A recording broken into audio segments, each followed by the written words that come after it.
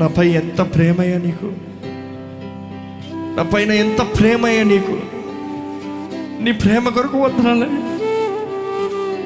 నీ ప్రేమ కొరకు వందనాలయ్యా.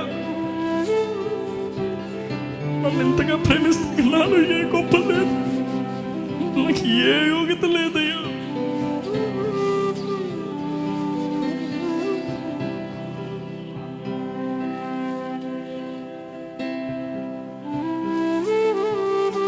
ఒక్క మాట చెప్పండి దేవుడితో, ఒక్క మాట చెప్పండి దేవుడితో.